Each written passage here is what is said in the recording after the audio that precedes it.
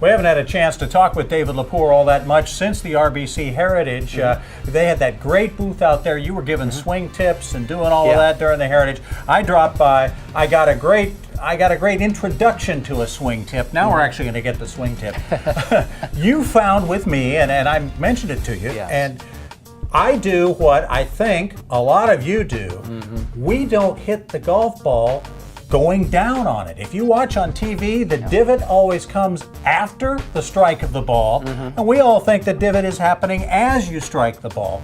So we're hitting the golf ball wrong, and I've been doing it for years, and you're doing it too. That's right, David, how do I hit down on a golf ball without going over the top of it and whiffing it? Give me something to work on, to build from. Sure, Bob. Thanks for asking, because that's a big question. And to me, it's one of the number one or two things involved in successful ball striking. And at the Heritage, I noticed I probably did 200 lessons in a 4-day period with the TrackMan launch monitor, and we found out that the attack angle on a lot of people was positive. Now, what that means is when the club is coming down, it's actually bottomed out and it is on the way up. Yeah, we're hitting the ground first with the ball here. Or you may not even hit the ground, but the direction of the golf club is on its way up. And from TrackMan University and studies on the PGA Tour and LPGA, we found out that everybody is hitting down with a negative attack angle. It might be -1, 2, or 3 degrees, but they're hitting down with every golf club except for the exception of the driver. Right, the driver, you've got it teed up and you want to hit it going up. Right, and by the way, with the driver, half of them are still hitting down, but the other half of the tour players are hitting up. Okay. The Remax long drive guys are hitting up. It's kind of a neat little piece of information. But more specifically to what you were doing, this sequence of hitting down on the golf ball and having the divot come 2, 3, in Tiger Woods' case, 3, 4 inches after the golf ball. That's the compression, and that's the feel, and that's the mastery of ball striking. And I'm sure Hogan and Byron Nelson and Snead and those guys had very similar situations where the handle and the shaft were way ahead of the golf ball. Okay. So the million-dollar question, how do we practice getting those hands way ahead of the golf ball and get a negative reading so the golf ball goes up on the face? Well, a couple of things that I have people do. Number one, in ball position and setup, if you have the ball too far forward. And that was my problem. My ball was too far forward. I was hitting it like a driver, and so I was going to hit it coming out. And so no fault of your own. Right. Let's say we play the irons in the middle. Okay, so we've got a pitching wedge right here. We play the irons in the middle, and the hands move ahead off your lead thigh, which would, in your case, be your left thigh. So our hands are ahead, and that's a good starting point. It's not a guarantee. Now, I will tell you, if you sway off the golf ball and try to hit it, you're going to run into that scoopy problem where the handle is behind the club face. So we got to tighten up your swing, get the base going in the right direction.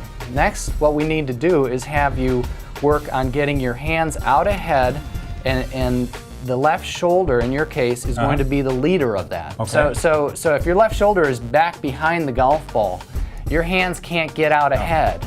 So a left shoulder point is a good power point, is what I call it, for hitting down on the golf ball. That's a great way to start with your activity. The other thing I like people to do, excuse me, Bob, is to play the ball off their left instep as a drill.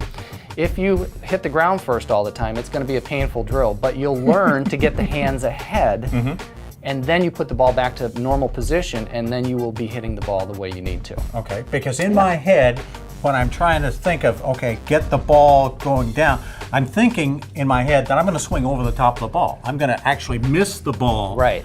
But why am I doing that? Well, I tell you what, if you scoop, that's going to be the sensation of how can I play the ball forward like that? I'm going to completely miss it. But here's the good news. Your subconscious, which is 100% loyal to you, is going to make up the difference, and it's going to hit the golf ball. It's not going to leave you in the dark, and you're not going to miss the ball. So the good news is your athleticism, if you have any, is going to help you hit the golf ball. It'll help you hit the golf ball, and I've seen it student after student. I've seen them scooping. The TrackMan launch monitor says they're +2. We do the drill. We get them in the right position. All of a sudden, they're -3, and the ball's going up in the air. So. All right, briefly then, quickly, which drill, give me a couple of things drill-wise to work on it. Go in the bunker, draw a line off your left instep. Every single divot should be past the line toward the target. Not in the middle of your stance. So that will bait you. See, that's what I do. I bait. Even in the bunker? In the bunker. Okay. This is a drill now. Oh, okay. This is a drill. Ball off the left instep, swing. Every divot should be after that line. Okay. Another one is with the golf ball on the range, play the ball off your left instep. You should hit the golf ball straight and not left. And it might go a little high because of the ball position, but that is a great place to play the ball for a drill. We just learned something. How cool is that? Yeah. David, thanks so much for joining us. Thanks for the great tip. Thanks for having me, Bob. All right.